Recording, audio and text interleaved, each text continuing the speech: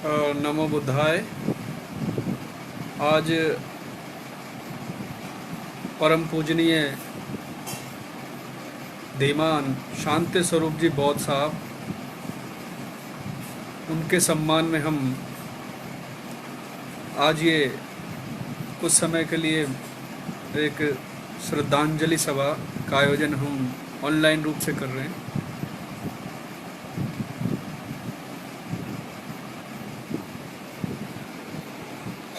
माननीय शांति स्वरूप जी बौद्ध साहब मेरे जीवन में जितने भी हमने ज्ञानी पुरुष और विद्वान पुरुष देखे, उनमें से एक थे। मुझे व्यक्तिगत रूप से उनके साथ में जुड़ने का मौका मिला और व्यक्तिगत रूप से हमने कुछ समय भी उनके साथ में बिताया। आज बौद्ध समाज को जो क्षति हुई है वह अपूरणीय क्षति है और इसकी भरपाई आने वाले कुछ दशकों में या क्या कहें कि शताब्दियों तक में इसको पूरी करना लगभग असंभव है। लेकिन आज की श्रद्धांजलि सभा पर मैं समस्त बौद्ध जनों से आग्रह करता हूं कि अपने आप को आप कमज़ोर कदापि न समझें और धीमान शांति स्वरूप जी बौद्ध साहब का इस दुनिया में जो आगमन हुआ वो हमारे लिए एक आशीर्वाद रहा।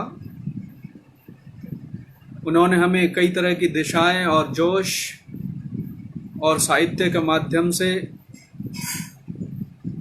और अन्य तरह का जो उनके पास हुनर था उसके माध्यम से हमको इस स्तर तक पहुंचाया है। राजस्थान से उनको विशेष प्रेम था और बहुत सारी सभाएं अक्सर वो यहाँ करते थे।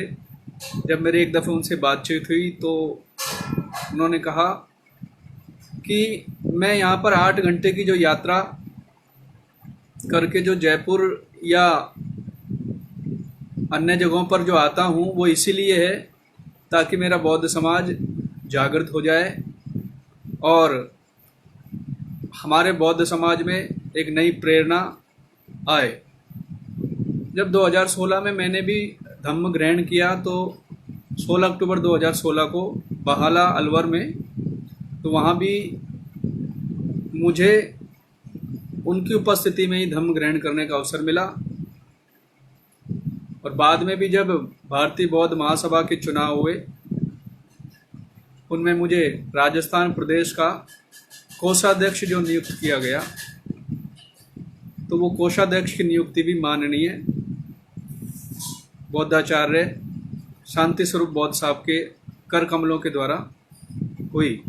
तो मेरा काफ़ी उनसे लगाव था और जिस दिन मैंने इस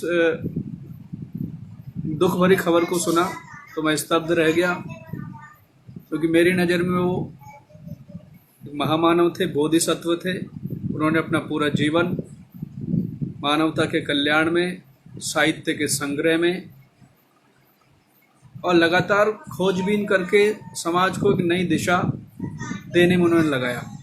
जब भी बौद्ध समाज को कहीं कोई परेशानी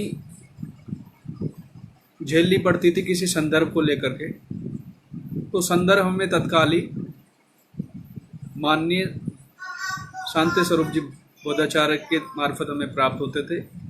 साथियों, आज का जो दिन है हम लोगों ने सभी ने मुकर्रर किया है। मैं सभी से पुनः आग्रह करता हूं कि आप लोग भी छोटे छोटे वीडियो बना करके उनके सम्मान में अपने वक्तव्य आप जरूर रूप से देवें, ताकि सोशल मीडिया के माध्यम से एक संदेश समस्त समाज को ये जाए कि बौद्धाचार्य के जाने से समस्त बौद्ध समाज को कितना हानि हुई है और आज हम कितने एकजुट हैं और हम उनके बताए हुए मार्ग पर, बाबा साहब के बताए हुए मार्ग पर, ज्योतिबा फुले के बताए हुए मार्ग पर, पेरियार स्वामी के बताए हुए मार्ग पर हम चल रहे हैं। तो साथियों, आज मैं उनके सम्मान में नमन करता हूं और आप लोगों से भी आग्रह है कि तत्काल आप भी इसी तरह की श्रद्धांजलि, आदरांजलि प्रस्तुत करें ताकि अन्य लोगों को भी प्रेरणा मिले। साथियों, नमो बुद्धाय, जय भीम। आपने मुझे ध्यान से सुना और इसी के लिए सभी का धन्यवाद। जय भीम।